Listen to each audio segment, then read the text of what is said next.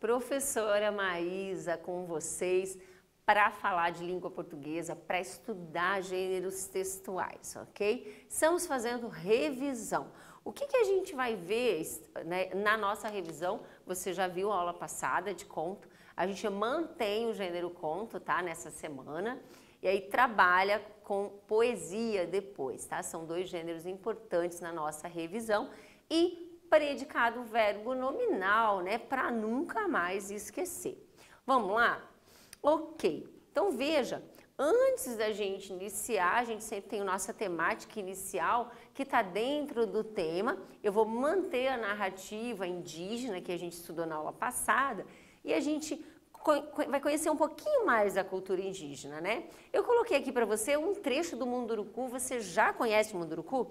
Eu trouxe aqui o livro de onde eu tirei, ó, esse trecho, tá? Ó, esse trecho aqui, esse livro deles chama-se Mundurucando, Roda de Conversa com Educadores, sobre vivências, piolhos e afetos. Eu amei esse título, né, do Munduruku. É uma graça esse livro, esse aqui é o 2, tem o 1 também.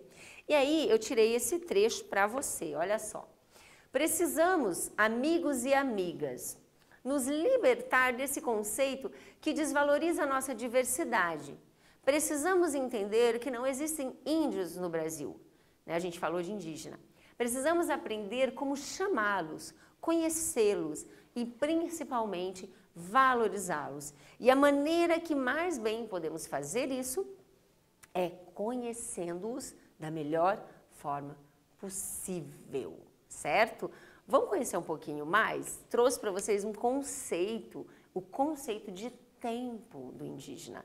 Você sabia que o indígena não tem o mesmo conceito de tempo que o homem branco? Vamos dar uma olhada nisso? Vamos lá. Para o indígena, vamos ler aí essa fala é do Munduruku, tá certo? Para o indígena, existem dois tempos, o passado e o presente. O passado é memorial, né? Memória. Serve para nos lembrar quem somos, de onde viemos e para onde caminhamos. É ele que nos obriga a sermos gratos, a cantar e dançar ao Espírito Criador. É ele que nos lembra que somos seres de passagem. O outro tempo é o presente. Para esses povos, o tempo que importa é o presente, para os povos indígenas, tá? Meu avô afirmava sempre, veja o que o avô do Munduruku falava para ele, né? Se o momento atual não fosse bom, não se chamaria presente. Viver o presente quer dizer que é preciso significar cada momento, desde o acordar pela manhã até o momento do sonho. O mais importante é que quem vive o presente não tem necessidade de planejar. Planejamento é tentativa de congelar os acontecimentos. Veja, o futuro, na fala do Munduruku, numa visão indígena, é pura ilusão. Veja, quando em tempos antigos os portugueses tentaram escravizar os indígenas, estes não aceitaram aquela imposição. Trabalhar para o português colonizador era acumular. Acumular é uma das dimensões do futuro, né? Olha que bacana, né, gente? Que bacana conhecer um pouco mais a cultura indígena e observar como eles olham para o tempo, né?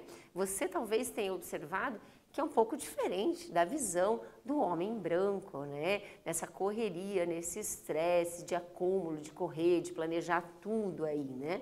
Para o indígena não há futuro, né? O futuro, né, na verdade, na visão, né, do indígena, o futuro é uma ilusão. Então, para ele, o tempo é passado e presente, ok? Vamos lá? Exercício 1, para relacionar essas ideias aí. Letra A e letra B. Na letra A, de acordo com o excerto do texto do escritor Daniel Munduruku, qual a diferença do modo de ver o tempo entre o indígena e o não indígena? Veja, A questão do indígena e do não indígena, como eles veem o tempo, a gente já viu ali, você vai mostrar essa diferença. E na letra B, pensando na diversidade cultural, né? Compare os dois grupos, o que os dois grupos pensam sobre o tempo e escreva sobre o respeito às diferenças. Você vai fazer e a gente volta para conversar.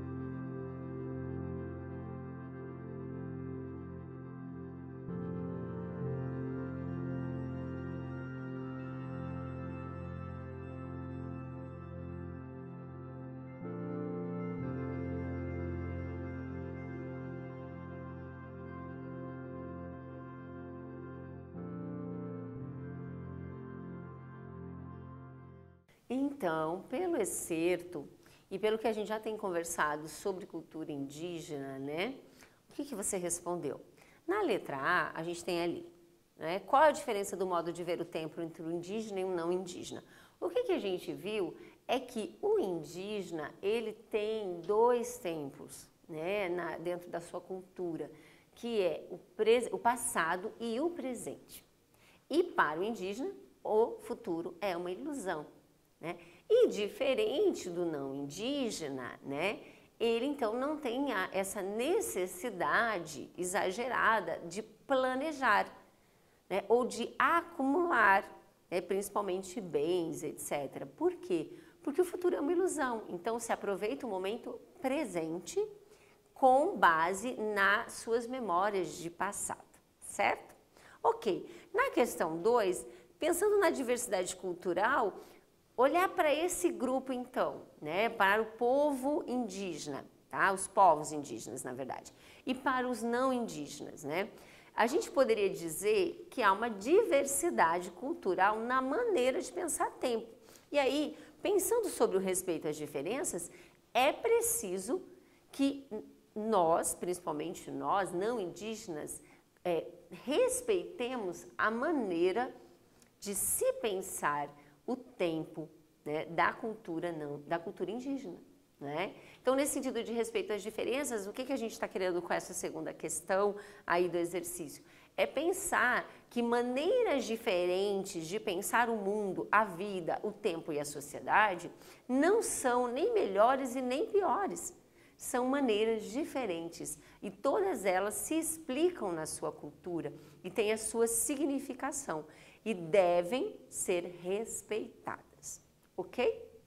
Ok, então a gente continua, já apresentei para vocês o Daniel Munduruku, a gente já falou um pouquinho sobre ele e a gente vai relembrar a narrativa, né? Vou relembrar com você. Se você quiser ler toda essa narrativa, você pode voltar na aula anterior e aí você tem o contato com a narrativa, os slides, etc. Então vamos lá, só vou relembrar. O que a gente tem então dentro dessa narrativa? Hoje a gente vai trabalhar enredo. Nós temos os personagens, o povo Guarani, então você tem a tribo Guarani ali, os antigos da tribo, que eles não sabiam acender fogo. E o que a gente tem ali como conflito? Quem é que tinha o poder sobre o fogo? Os urubus, né? Então a gente tem ali um conflito ali. Bom, os povos precisavam acender e se aquecer, acender o fogo para se alimentar, né, para cozinhar carnes, etc., assar, e precisavam também se aquecer, mas eles não tinham poder sobre o fogo. Então esse é o nosso conflito. O que acontece, gente? Nós temos o nosso herói que aparece na história, que é um dos heróis da história, que é o herói Apopocuva. E esse herói aí, que se chama Nhanderequei, tá? Que é na linguagem guarani, ele tem uma ideia. Ele diz, olha, os urubus gostam muito de comer carnes assadas, eles não comem carnes crus, né? Nesse tempo antigo aí que ele está remontando, está contando. Então ele diz, eu tive uma ideia, vou me fingir de morto, bem embaixo de onde eles ficam, e ali eu espero, quando eles forem me pegar para assar, a gente vai agir e vai roubar o fogo. Por isso o título da nossa narrativa é O Roubo do Fogo. E a gente viu na história que ele fica ali 3 dias, 2 dias, e os urubus ficam olhando e meio desconfiados, então a gente tem aquele momento de tensão ali, e aí quando eles pegam este herói para assar, as pessoas começam, ele assusta todo mundo, então ele se levanta vivo, então ali na história, e eles lutam ali para conseguir o fogo. O que a gente viu que acontece? Naquela luta toda, eles não conseguem ficar com o fogo, porque os urubus começam a pegar as brasas, né, e começam a engolir, colocar aí, e aí acabam apagando, e aí não tem mais fogo até aquele momento. Então, quando acaba ali aquela luta, o Nhanderequei, ele diz assim, olha, e aí, sobrou fogo? Tem aí brasa? E aí o que acontece? Que a gente viu que todo mundo fica ali em silêncio e dizem, nossa, a gente não pegou, né? A gente tem lá um momento, ali ó, a gente tem aquele momento ali, deixa eu achar. Isso, ó, na pressa de salvar o fogo, todas as brasas se apagaram. E aí ele dizia: e agora? Quer dizer, a gente fez tudo isso, eu fiquei aqui fingindo de morto e não deu nada certo? E aí, quem que aparece na história, que já estava na história, mas que agora vem e tem um momento importante na história? O sapo cururu. Ele vem e diz o quê? Olha, todo mundo ficou observando os animais grandes e eu sou pequenininho, ninguém nem reparou em mim. Eu peguei uma brasinha e coloquei na minha boca. Vamos ver se dá para fazer alguma coisa.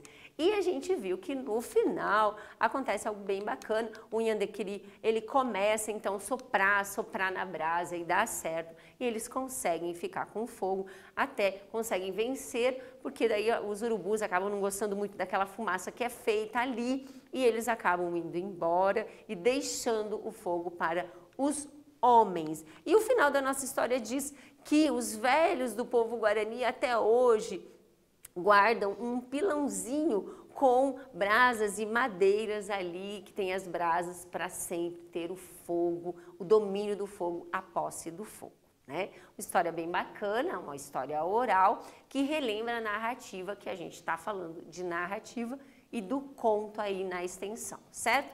Nesse sentido, a gente revisa o enredo. Vocês lembram aí que a gente falou, nós falamos de elementos da narrativa na aula passada, e agora a gente fala do enredo, que é um dos elementos da narrativa, que é o esqueleto, tá certo, querido? É o esqueleto. Veja só, eu coloquei na aula que eu trabalhei com isso, eu coloquei um esqueletinho aqui, vocês lembram? Que é essa ideia de como as coisas acontecem na história. Então veja, nós temos um momento inicial. Essa história, essa narrativa oral, ela é bem padrão, então ela tem esse momento inicial.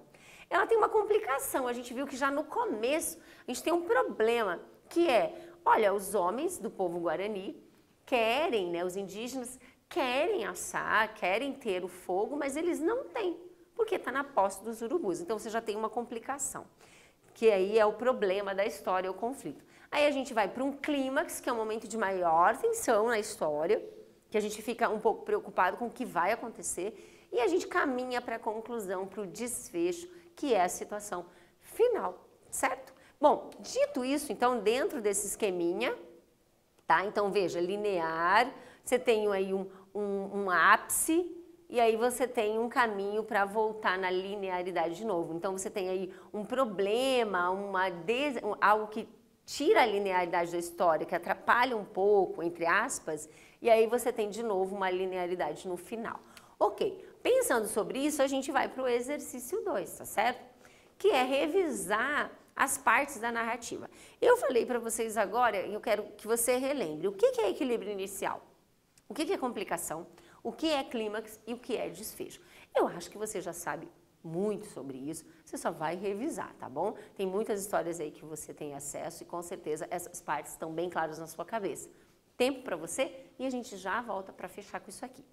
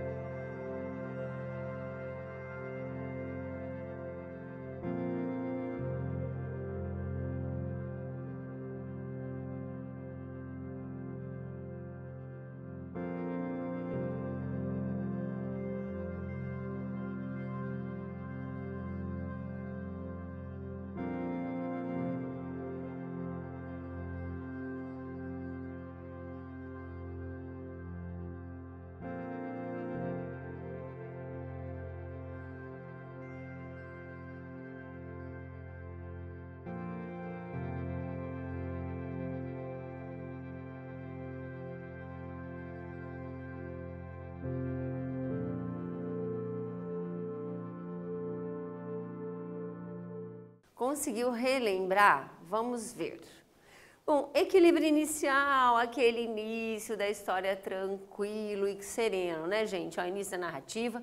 Tem ali uma apresentação de personagem, descrição de ambiente, né, que a gente viu ali no início, que mostra ali o povo guarani, para daí aparecer a complicação. Complicação é o conflito. Veja que a gente tem um elemento que desestabiliza a história.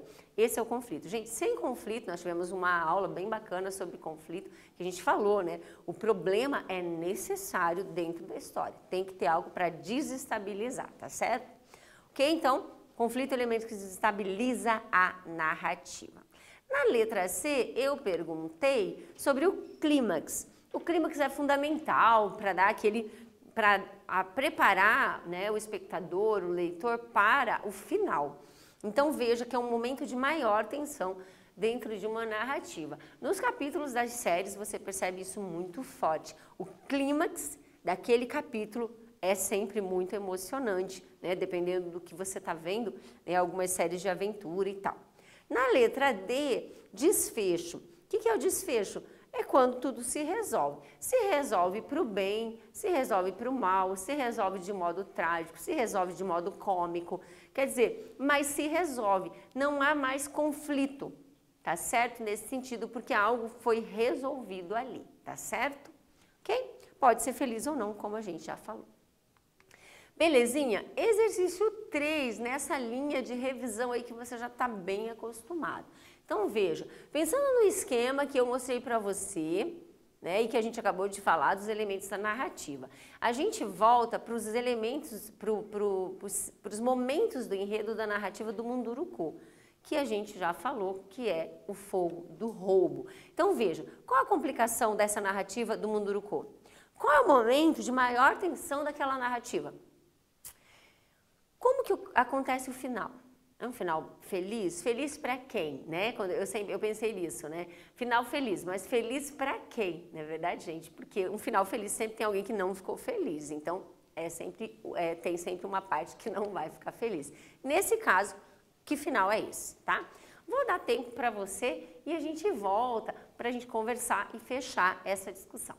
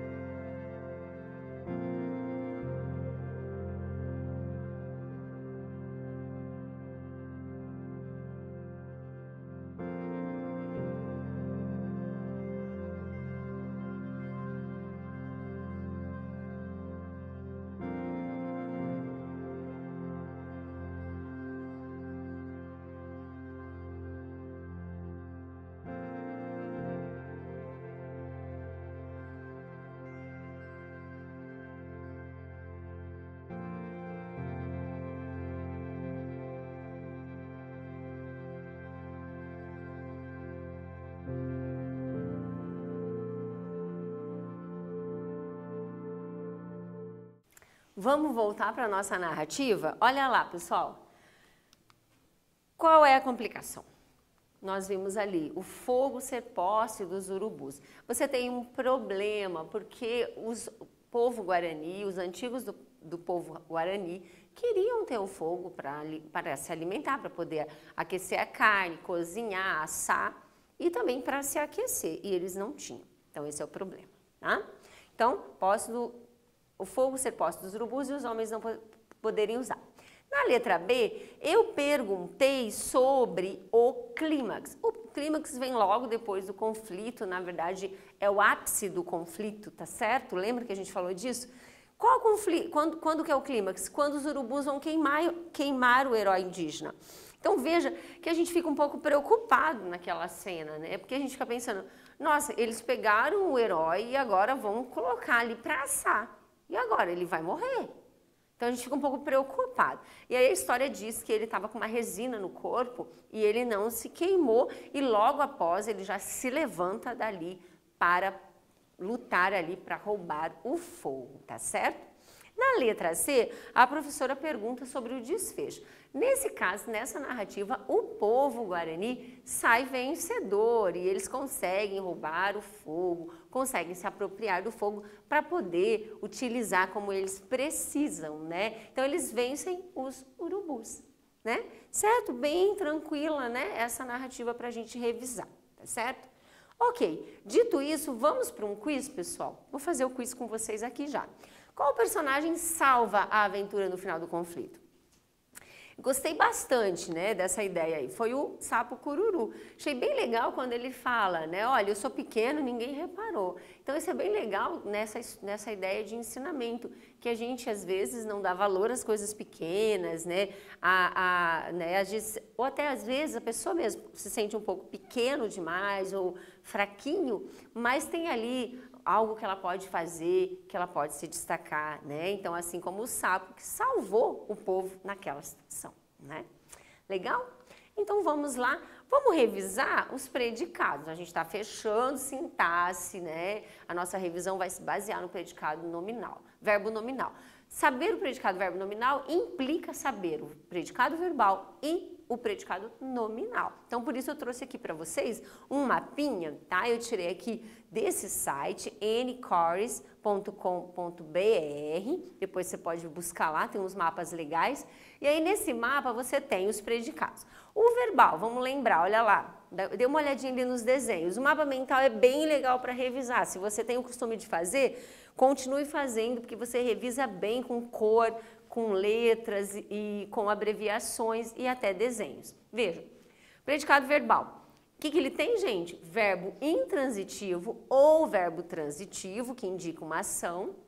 E ele não tem predicativo. A gente viu que o verbo transitivo ele pode ter um objeto direto, um objeto indireto ou os dois objetos, o direto e indireto, tá certo? Porque ele pode ser um verbo transitivo direto e indireto, tá? Bitransitivo. O predicado nominal, lembrando, ele tem o que, gente? Nós já estudamos os verbos de ligação. A gente fez até uma abreviação em uma das aulas que vocês guardaram, cafés PPT, lembram? E a gente colocou que o nominal ele tem o verbo de ligação mais um predicativo, né? Tranquilo. E o verbo nominal, aqui tem um hífen, tá, gente?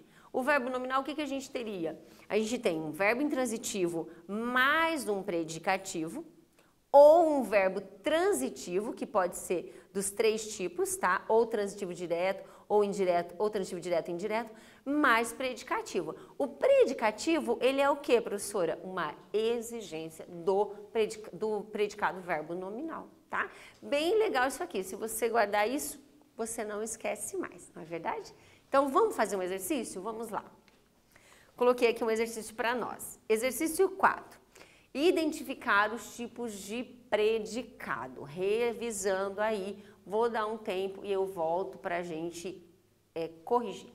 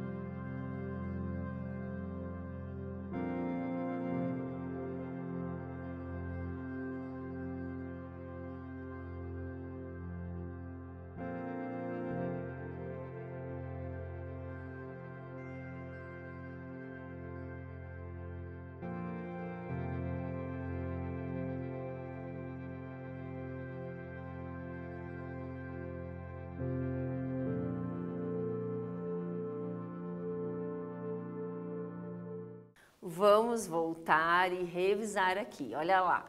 Exercício, então, 4. Vamos ver os predicados. Você já tá craque no predicado, eu acho, hein? Olha lá. Letra A. Os homens estavam irritados com os urubus. A professora pintou de colorido, tá? Ali o azul aqui para você.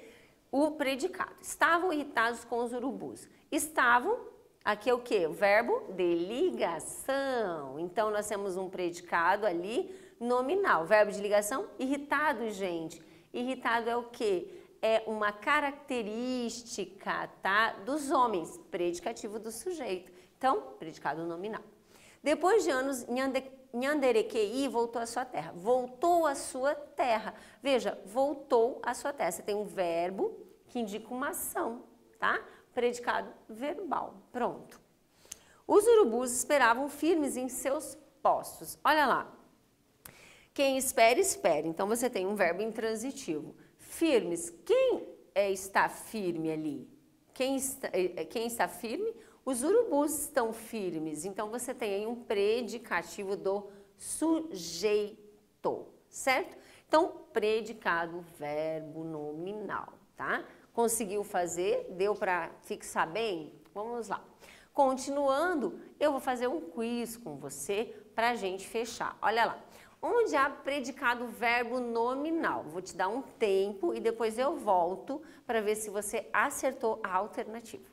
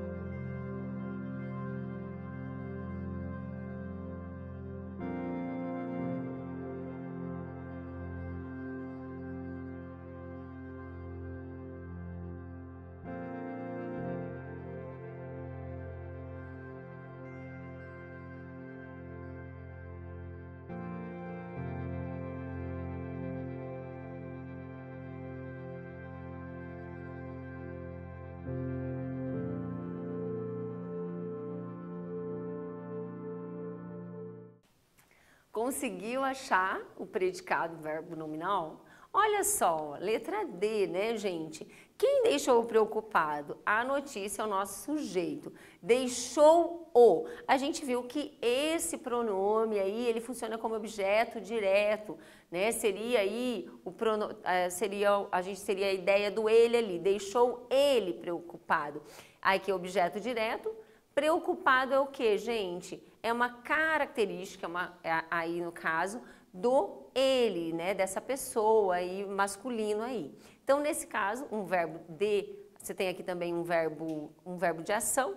Então, você teria verbo de ação mais predicativo do objeto, portanto, um predicado verbo nominal, ok? Estamos fechando a nossa aula. O que a gente fez na nossa revisão aí de hoje? Nós fizemos uma revisão do gênero conto por meio da narrativa indígena, trabalhando com a estrutura da narrativa indígena, né? Também trabalhamos aí o enredo, a estrutura da narrativa no sentido de enredo, as partes da narrativa. E vimos o predicado verbo nominal para fechar e fixar um pouco mais essa matéria, tá? Quero lembrar você que você precisa registrar a sua presença no Google Class. Não vai esquecer, tá bom? Até mais, obrigada!